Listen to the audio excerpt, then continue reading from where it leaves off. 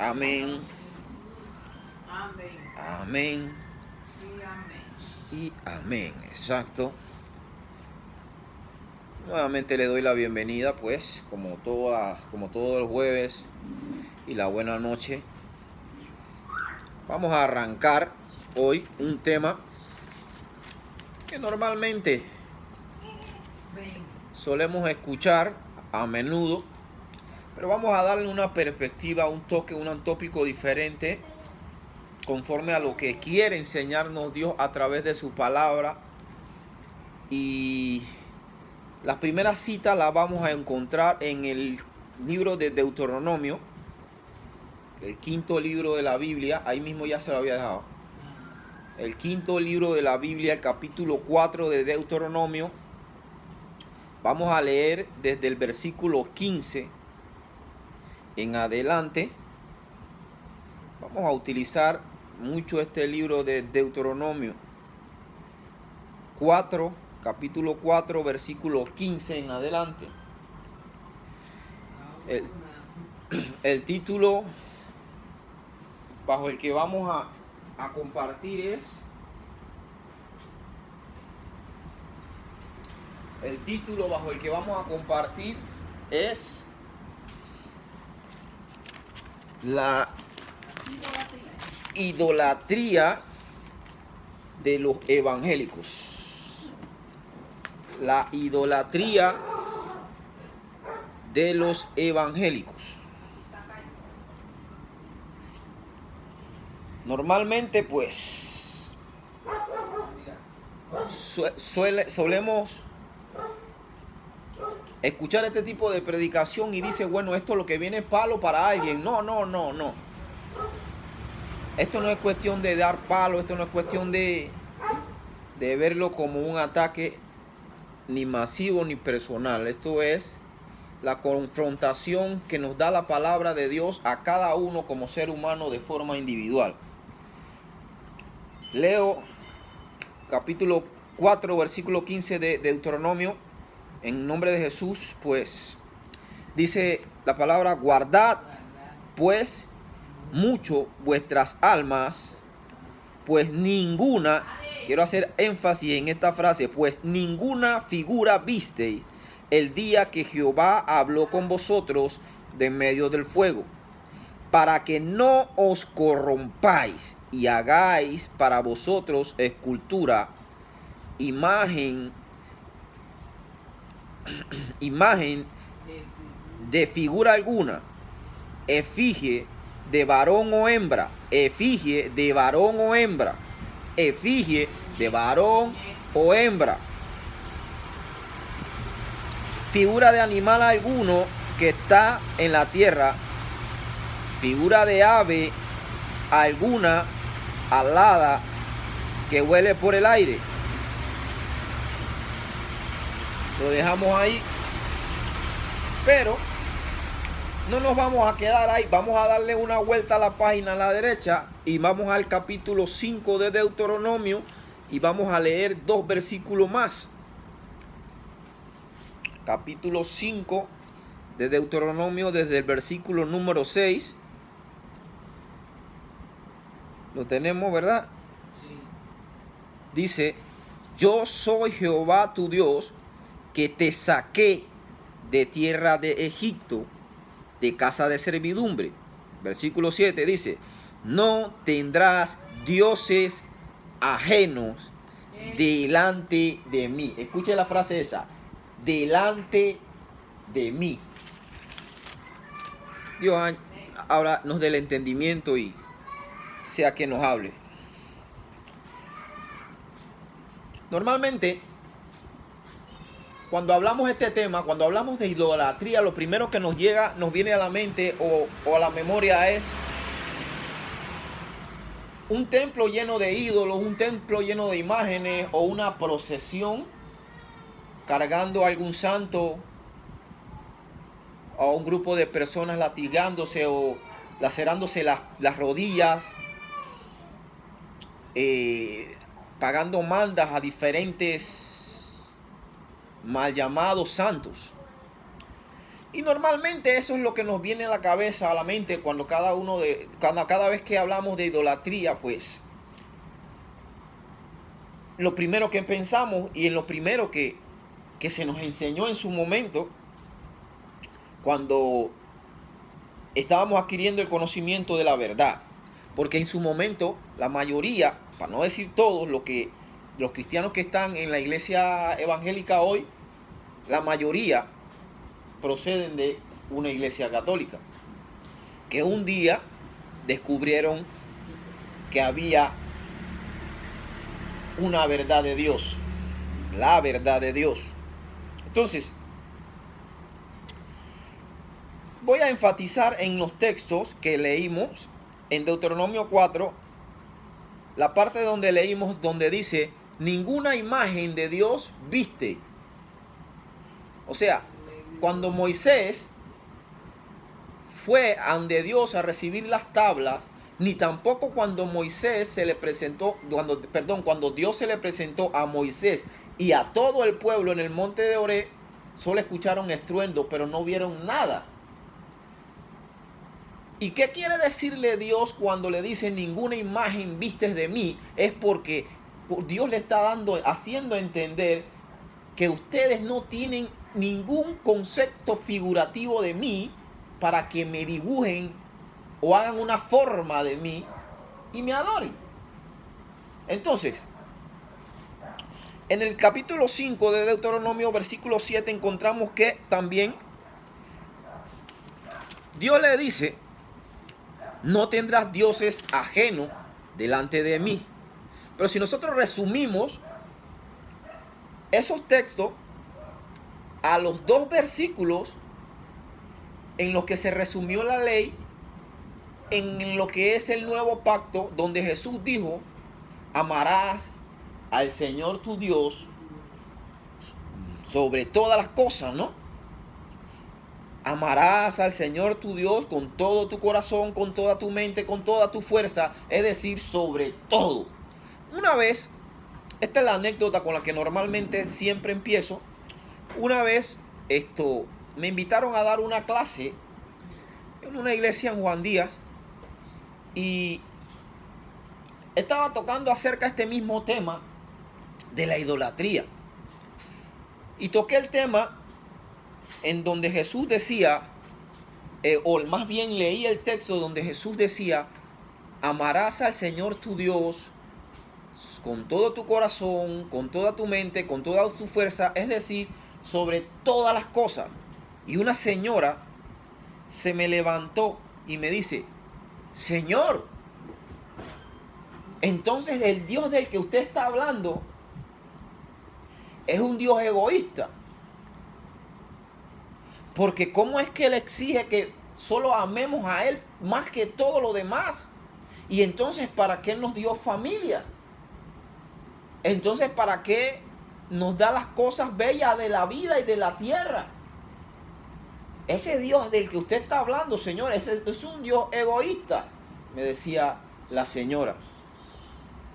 Y yo le digo, señora, mire, señora, si me permite terminar la clase, se va a dar cuenta de que el Dios del que estamos hablando, el Dios de la Biblia, no es un Dios egoísta.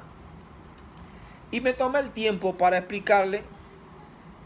Le dije, señora, ¿usted quiere saber el por qué Dios nos pide a cada uno de los seres humanos que lo amemos a Él más que a todas las cosas, por encima de todas las cosas? Sí, explíqueme, porque me gustaría saber por qué ese Dios me pide a mí que lo ame a Él más que a todos.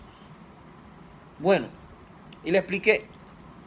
Empecé explicándole y diciéndole, bueno, señora, imagínese usted, supongamos que usted preferiría amar más que a Dios a un hijo, o a un esposo, a su esposo, o su cuenta, su dinero, su riqueza.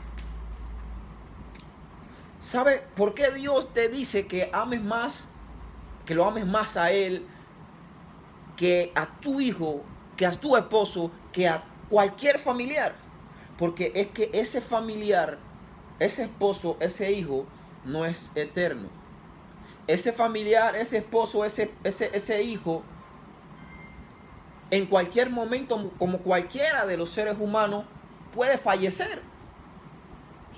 Y si tú tienes tu corazón y todo tu amor depositado en ese familiar, ese esposo, ese ser querido, ese hijo, ese nieto, el que sea, tú vas a quedar destrozada de una forma que no vas a poder levantarte de tal dolor. Entonces Dios, de forma inteligente, te pide que le ames a Él, porque el detalle está en que Dios ni nos falla, ni tampoco nos abandona. O supongamos que usted prefiere poner su amor, su confianza, más que en Dios, en sus riquezas. Y le contaba yo a la señora y le decía, en septiembre del 2011, la bolsa de valores cayó un 77.7%, es decir, cayó lo más bajo que había caído en la historia de la bolsa de valores. Y conforme al New York Times, el 65% de los de los billonarios de Estados Unidos se suicidaron. Ahora, usted me va a preguntar, ¿y qué tiene que ver eso? Bueno, es que este 65% de los billonarios que se suicidaron en Estados Unidos, se suicidaron precisamente porque ellos tenían su amor y su confianza en su dinero, en el dinero que tenían en la bolsa de valores. Entonces, ahora entiende usted el por qué Dios nos pide o nos recomienda que lo amemos a Él más que todas las cosas. Porque es que todas las cosas terrenales en cualquier momento pueden fallar, pueden hacer falta. Mas Dios nunca falla ni nunca hace falta. Y la señora se quedó, bueno, no había visto eso desde ese punto de vista. Tiene razón. Bueno, no tengo razón yo, la tiene Dios, porque es que esto no lo digo yo, eso lo dice la Biblia. Ahora, cuando tocamos el versículo 7 de Deuteronomio 5, encontramos que Dios dice, no tendrás dioses ajenos. No tendrás dioses delante de mí. Espérese. ¿Qué usted entiende de esta frase? No tendrás dioses delante de mí. Dios es no más que el Dios egoísta, como el que la llamó la señora. Dios es un Dios celoso,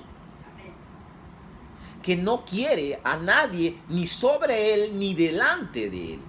Ahora, si hacemos un ejercicio de la distancia de donde estoy yo hacia donde está usted, no hay nadie entre nosotros dos, ¿verdad? No hay nadie. Y usted me puede ver y yo lo puedo ver de una forma clara y sin interferencia. Pero si ponemos a alguien delante de usted o de mí, es obvio que la visibilidad clara que tiene para poder verme o yo para poder verlo a usted va a ser interrumpida, va a tener un obstáculo, va a tener un escollo. Entonces, ¿qué sucede? Esto mismo es lo que trata de enseñarnos Dios. Si tú pones a alguien delante de mí, ese alguien te va a estorbar para que tú tengas una relación, una conexión directa conmigo. Y usted no necesita una conexión más allá que la de Jesucristo. Primera de Timoteo capítulo 2 versículo 5 dice, porque hay un solo Dios y un solo mediador entre Dios y los hombres. Jesucristo, hombre. No existe otro mediador. Ahora, habiendo entendido que Dios no quiere delante de él o sobre él que pongamos nada delante ni sobre de él, habiendo entendido cuál puede ser la posible consecuencia de poner nuestro amor o nuestra confianza más en algo fuera de Dios.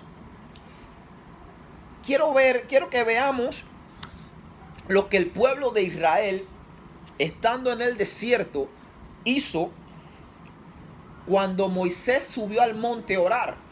Capítulo 32 de Éxodo. Si tiene la velocidad para encontrarlo, pues lo encontramos. Exacto. Si no, me lo escucha.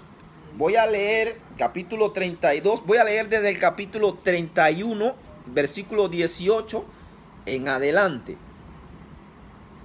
Dice: y dio a Moisés, cuando acabó de hablar con él en el monte de Sinaí, 2 tablas del testimonio, tablas de piedra escritas con el dedo de Dios.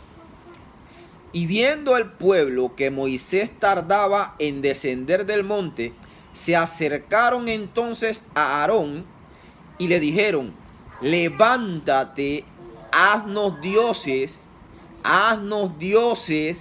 que vayan delante de nosotros, porque a este Moisés, el varón que nos sacó de la tierra de Egipto, no sabemos qué le haya acontecido.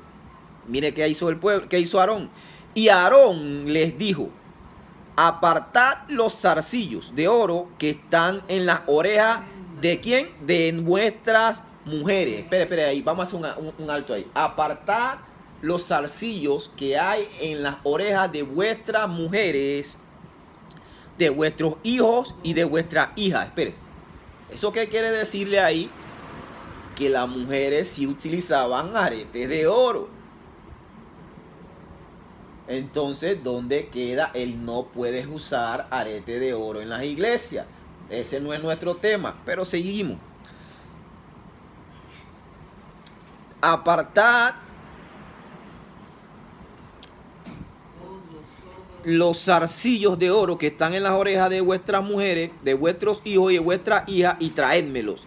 Y entonces todo el pueblo apartó los zarcillos de oro que tenían en sus orejas y los trajeron a Aarón. Y él los tomó de las manos de ellos y le dio forma con un buril e hizo de ello un becerro de fundición. Entonces dijeron: Israel, estos son tus dioses que te sacaron de la tierra de Egipto. Vaya insensatez, ¿verdad? Un Dios, un pueblo que vio cómo se le reveló Dios con tanto poder, sacándolo del imperio más poderoso del momento, y sacándolo no solamente a ellos, sino con mucha riqueza.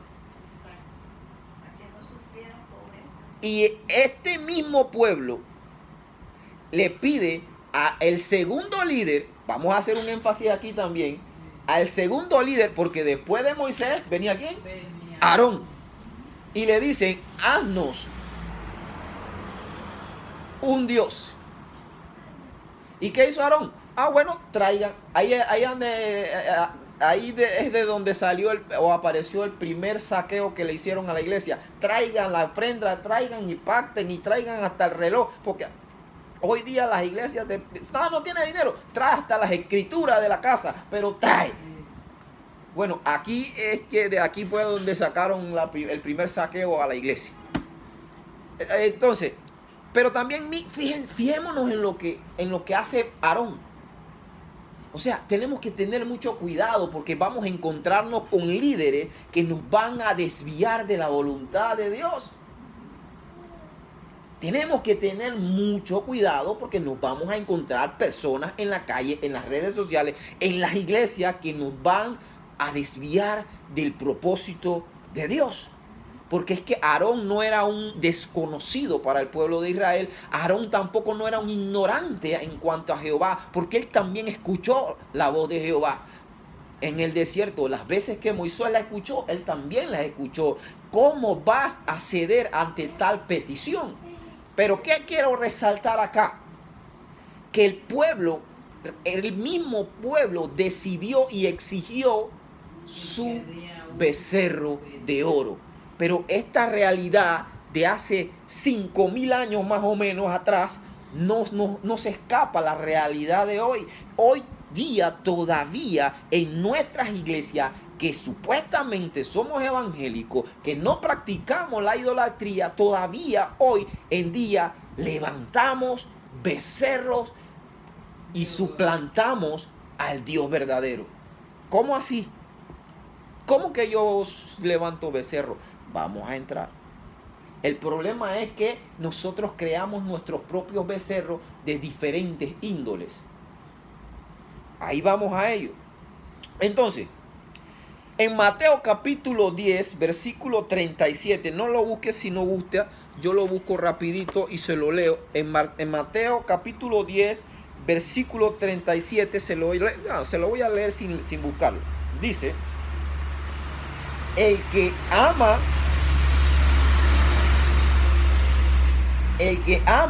más padre o madre, o hija o hija, hijo o hija, más que a mí, no es digno de mí. Aguante ahí, voy a repetir eso. El que ama padre o madre, hijo o hija, más que a mí, o sea, está poniendo a su papá, a su mamá, a su hija o a su hijo por delante de Dios.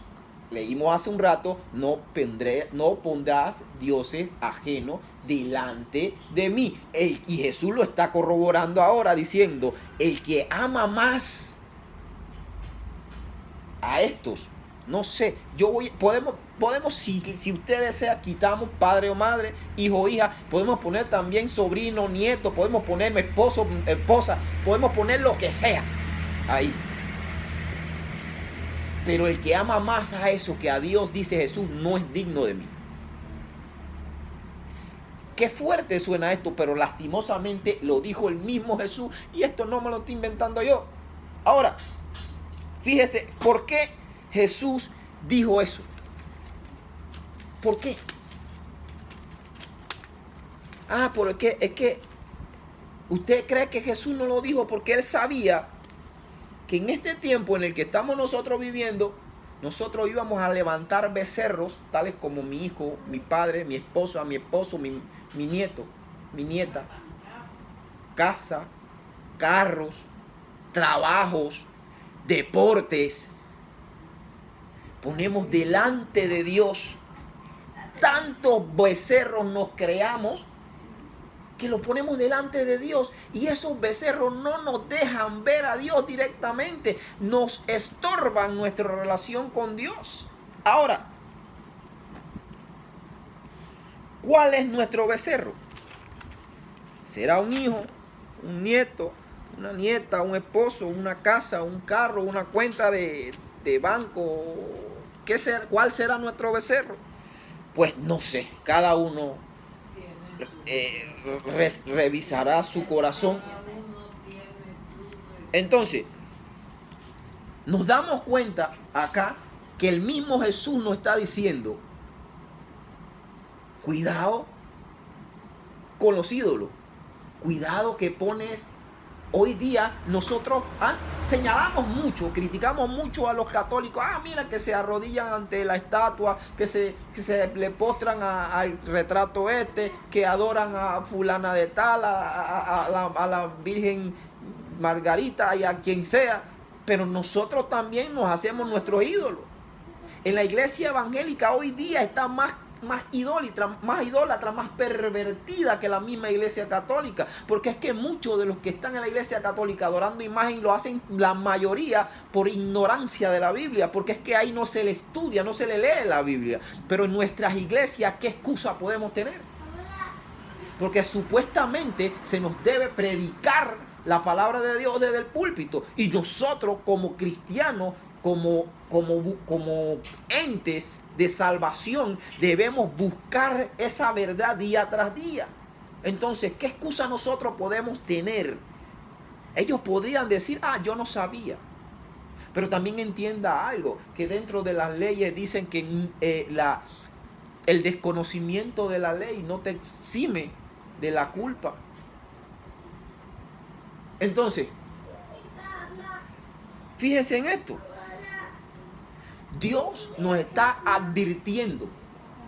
También en Primera de Juan, capítulo 5, versículo 21, no lo busque, eso se lo digo yo.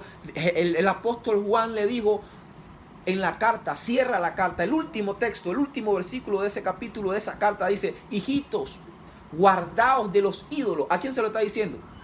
A los propios cristianos. ¿Por qué? Porque es que no solamente un ídolo es aquella figura, aquella esfinge o aquella escultura de madera o de yeso que usted puede tener dentro de su casa o dentro de una iglesia. Un ídolo puede ser un hijo, un ídolo puede ser una pareja, un ídolo puede ser un programa de televisión, un juego de fútbol, un ídolo puede ser cualquier cosa a la que nosotros le dediquemos más tiempo o pongamos por delante de Dios.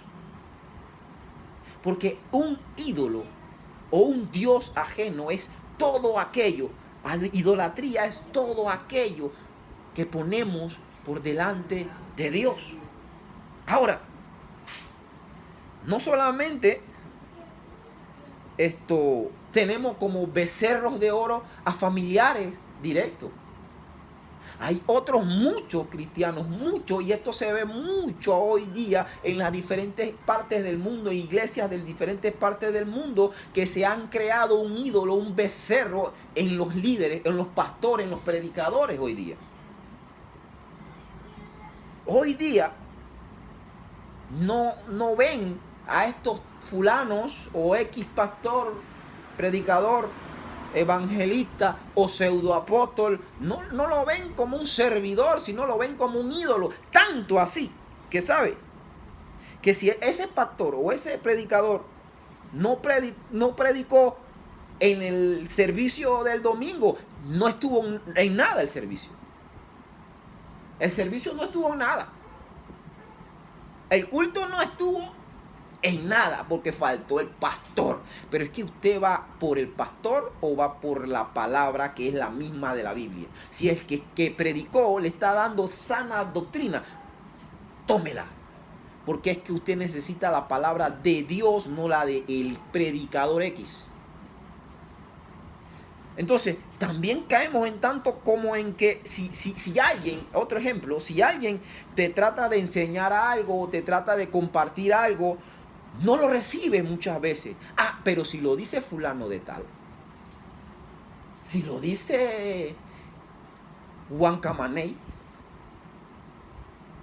o lo dice el apóstol tal, aunque no sea bíblico, me lo trago.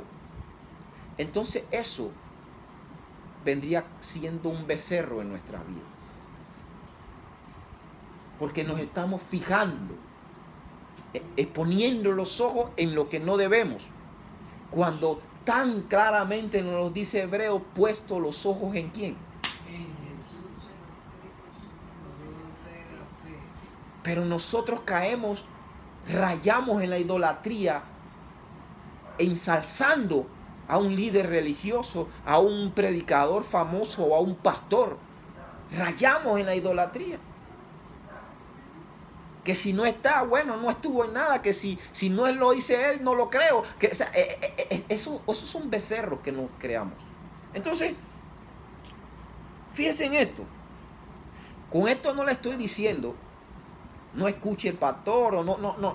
La Biblia dice que hay que darle honra al que merece honra. ¿Cierto? A pastores o a ministros, la Biblia que son dignos de honra. Dice que son, la Biblia dice que son dignos de honra. Son dignos de honra, pero no son dignos de adoración. Ahora, ¿de dónde saco eso? Vamos a ver qué dice la Biblia. Mire, por eso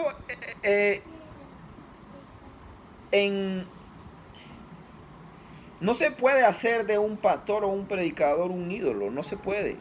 Vamos a leerlo todo en Hechos capítulo 10, versículo 24. Vamos a leer qué pasó, qué sucedió en un caso parecido al que estamos hablando en la Biblia, con un hombre llamado Cornelio y el mismo apóstol Pedro. Hechos capítulo 10, versículo 24, lo tengo y lo leo. Dice: al otro día entraron en Cesarea y Cornelio los estaba esperando, habiendo convocado a sus parientes y amigos más íntimos. Cuando Pedro entró, salió Cornelio a recibirle y postrándose a sus pies, adoró. Mire eso. Mas Pedro le levantó diciendo: bésame la mano que yo soy el primer papa. Así le dijo.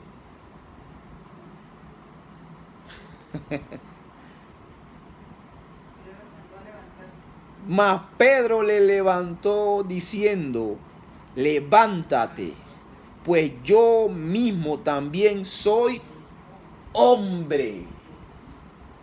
¡Wow! Entonces, ¿qué nos está dejando esta enseñanza? Pedro está diciendo: sí, yo soy un buen predicador, yo soy un apóstol, directamente Dios me llamó, el mismo Jesús me escogió, pero no me adore a mí, porque yo soy un hombre igual que usted.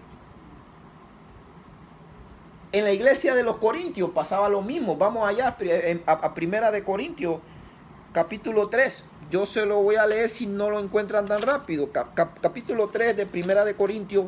Vamos a leer de versículo 3 al 6. Lo tengo. Dice: porque aún sois carnales, pues habiendo entre vosotros celos, contiendas y disensiones, ¿no sois carnales y andáis como hombres?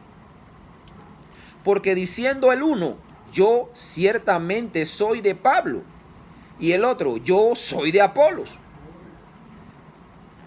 ¿no sois carnales? ¿Qué pues es Pablo? ¿Y qué es Apolos? Mire lo que él mismo responde, el mismo Pablo: servidores por medio de los cuales habéis creído. Servidores. En la iglesia de los Corintios se estaba dando el mismo problema que con Pedro y el mismo problema que se sigue dando hoy día en nuestra iglesia. No, que mi predicador y mi pastor no me lo toque, no hable mal de él, de mi becerro. No me toque mi becerro, no hable mal de él. No, que mi preferido es este y mi preferido. No, el otro dice: no, yo me quedo con fulano. Corintio también tenía este problema. Y Pablo le dice: hey, espera. No. Ni Apolo ni yo somos nada. Nosotros somos solamente servidores por los cuales ustedes llegaron a creer. Pablo regó, sembró, y Apolo regó, pero el crecimiento lo da Dios. Entonces, ¿a quién hay que adorar? ¿A quién hay que exaltar? A Dios. No nos quedemos con los hombres. Ellos son solo servidores, como también lo pueden ser ustedes. Ahora, fíjense en esto. Otro de los ídolos o becerros creados por los evangélicos es la tecnología, el celular, las redes sociales. Hoy día son ídolos, becerros. Y no solamente son ídolos y becerros del mundo, son ídolos y becerros del cristiano. Ahora, imagínense esto. Si tratamos a Dios como tratamos a nuestro celular, ya fuéramos arrebatados. ¿Cuántas horas pasamos con el celular en la mano? Es que dormimos con el celular ahí al lado. O uno debajo de la almohada, otro ahí en la mesita, porque si cualquier cosa lo agarro. Si nosotros tratáramos a Dios como tratamos al celular, ya hubiésemos sido transpuestos. ¿Cierto? ¿Por qué? Porque es que hemos hecho del celular. Ahora, pregúntese usted, o acá en las redes cuando lo escuchen, ¿qué pasa? ¿Cómo reaccionaría si no tuviera el celular? Yo conozco gente que se desespera cuando no tiene el celular. Yo conozco gente que no puede, mi celular. Ustedes también conocen personas que sin su celular parecieran como que si le quitaran el celular, le quitaran la vida. Un becerro se han hecho de un teléfono. Es un ídolo. Todo aquello que pones por delante de Dios. No, pero yo no tengo a Dios delante del celular. No, eso dices con tu labio, con tu boca, pero tus hechos demuestran lo contrario. Pasas horas y horas con el teléfono, pero no pasas ni 5 minutos con Dios. Eso es inconsistente. Es inconsistente. Ahora, entonces, las redes sociales es otro ídolo, otro becerro. Si no me actualizo, si no me meto en la red, en el Facebook, en el Instagram o en el Twitter, hoy estoy desactualizado. Entonces, imagínese usted, hoy día hemos caído en un tipo de idolatría moderno. Esta idolatría es la que está imperando en la iglesia evangélica hoy. Usted ve, escúcheme, piénselo un poquito. Usted ve a músicos. Está la alabanza, ¡pam! Y Dios arriba la mano, y alaba a Dios, los músicos y tocando y cantando, y cuando termina la alabanza que va a subir el moderador o el predicador, lo ven en la misma esquina donde estaba sentado tocando con el celular en la mano, sin ningún tipo de reverencia. No tiene reverencia por el que está predicando o el que está llevando la dirección del servicio. No, mucho menos va a tener reverencia con Dios. Porque es que como es un ídolo, no podemos separarnos de ese ídolo. Lo llevamos al culto y lo tenemos más presente que al mismo Dios. Entonces,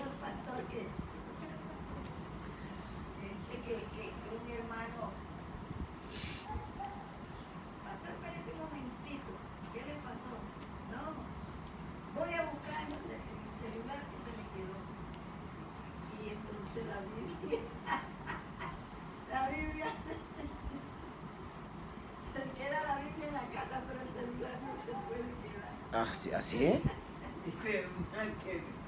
Los lentes los tenía metidos en la Biblia. Habla de una Se ve que no la leía. de una señora mayor. Aquella vez que leyó la Biblia. Una señora mayor que le decía a sus hijos cada vez que lo iban a visitar: oye, tengo 6 meses que no encuentro los lentes. 6 meses que no encuentro los lentes. Y había dejado los lentes dentro de la Biblia. Imagínense cuántas veces ella leía la Biblia. Ahora, entonces nos damos cuenta, pues, con todo esto que nos hacemos becerros, nos creamos ídolos en nuestras vidas. Hacemos de nuestros trabajos. Hay personas que usted ve, muchas personas que usted ve, que no van a faltar a su trabajo por nada del mundo. Y eso no es malo, eso es bueno. Hay personas que no te metas en mi cuenta bancaria, no. Pero si defendiéramos con ese mismo ímpetu nuestra fe, o le pusiéramos ese mismo ímpetu a ir a una clase bíblica, o a estudiar la Biblia, o a orar, o a tener comunión con Dios, ¿cómo estaría el mundo? ¿O cómo estarían las iglesias hoy? Llenos del fuego de Dios, llenos del amor de Dios. Pero como tenemos ídolos delante de Dios, nos estorban. Nos estorban esos ídolos, tanto así que nos alejan más y cada vez más y más. Ahora, fíjese en esto. Cuando Jesús llamó a Pedro y a los otros discípulos, escuche esto está en la Biblia y usted lo ha leído ya. Cuando Jesús llamó a Pedro, y se lo estoy parafraseando para que no tener que decirle, búsquenlo, está al lado, no, se los voy a parafrasear. Jesús llamó a Pedro y a algunos discípulos más. Dice la Biblia que ellos, dejándolo todo, soltaron las redes y le siguieron. Porque ellos eran pescadores, ¿verdad? Pedro y algunos otros discípulos eran pescadores, y cuando Jesús los llamó, dice que soltaron todo y soltaron sus redes y le siguieron. Pero hoy día los discípulos de Jesús, o supuestos discípulos de Jesús, dejan de seguir a Jesús para seguir a las redes. Y literalmente las redes sociales. Están más pendientes de la red social que de la misma Biblia. Y cuando le pregunta o le dice, dime cuáles son, mencióname 5 atributos de Dios, no te mencionan ni 3. Pero son espirituales según ellos. Y le dice, mencióname 10 versículos que te sepa de memoria. Y el libro de donde sea. Si, por ejemplo, te dicen Jehová es mi pastor, pero se sabe porque toda la vida se lo leyeron. Ese es el Salmo 23. No, que de tal manera porque amó Dios al mundo. Ese es San Juan 3:16. Pero le pregunto otro más, no se lo saben. Pero pregúntale dónde queda Twitter. Pregúntale cómo quedó la novela anoche. Y esto no es solo en esto, es en este aspecto, sino que hoy día también vemos tantos hombres que tienen como ídolo el deporte, el fútbol, los jugadores. Defienden a Messi, a Ronaldo, y al otro marca a Jesucristo. Si no veo un programa, el programa de deporte de hoy, no me siento mal. Pero pregúntale, ¿hace cuánto fue la última vez que leyó la Biblia?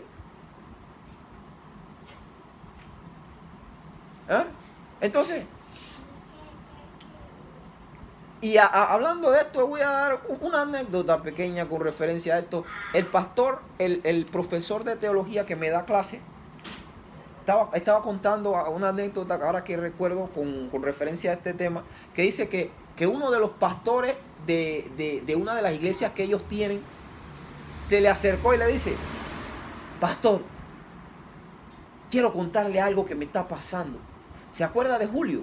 Sí, que Julio, sí, el que tengo allá en la iglesia de que es director de la alabanza. Sí, ¿qué tiene Julio? Sí, el muchacho toca muy bien.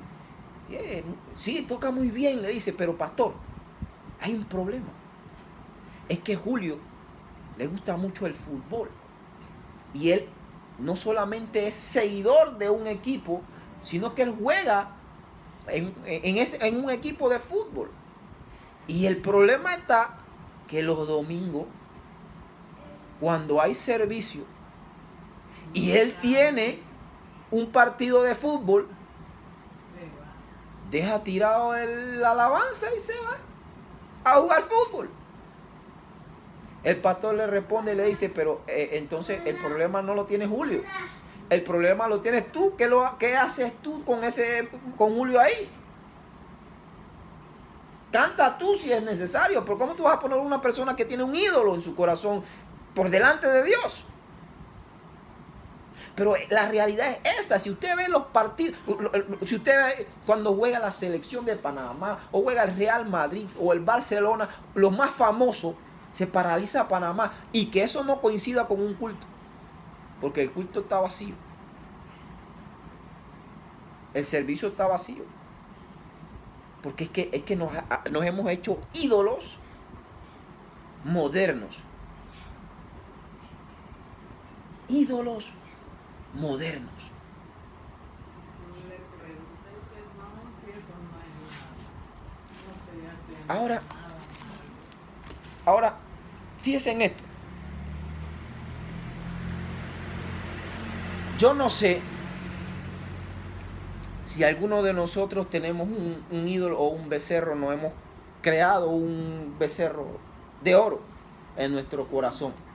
Pero le voy a terminar dejándole 3 preguntas que nos van a llevar a reflexionar y a darnos cuenta si tenemos un becerro en nuestro corazón o en nuestra vida o no. La primera pregunta es esta. ¿Estás dispuesto a pecar para obtener esto? Esto es cualquier fin. Puede ser un hijo, un esposo, un trabajo, un carro, un dinero, lo que sea. ¿Estás dispuesto a pecar para obtenerlo? No me tiene que responder. Porque si su respuesta es sí, hay un becerro. Otra pregunta. Igualita a esta. ¿Estás dispuesto a pecar para mantener o no perder esto? Porque hay veces que a toda costa nos empeñamos a mantener algo que Dios no quiere que tengamos. O nos aferramos a toda costa a mantener algo material con una intensidad que si le pusiésemos esa misma intensidad a las cosas de Dios, ya fuésemos el segundo San Miguel Arcángel. Esa es la segunda pregunta. La tercera pregunta es esta. Y esta es una pregunta que sí tenemos que meditarla mucho, y yo en lo particular lo hice desde que terminé este estudio. ¿Te irrita que te hablen mal de eso o esto? ¿Te irrita? ¿Te molesta? ¿Te incomoda que te hablen mal de un hijo, de un nieto, de un esposo, de un trabajo, de una cuenta, de un carro, de qué? No sé, de lo que usted quiera poner, pero ¿te irrita? Si la respuesta es sí, entonces ya usted sabe y conoce, localizó sus ídolos. Si su respuesta es sí, ya localizamos los ídolos, ya localizamos los becerros de oro. Entonces tenemos que trabajar en deshacer esos becerros, porque nos estorban para con Dios. No tendrás dioses delante de mí. Hijitos, cuidaos de la idolatría. Vamos a cerrar nuestros ojos y vamos a darle gracias a Dios por su palabra. Padre, te damos gracias en esta noche por tu palabra.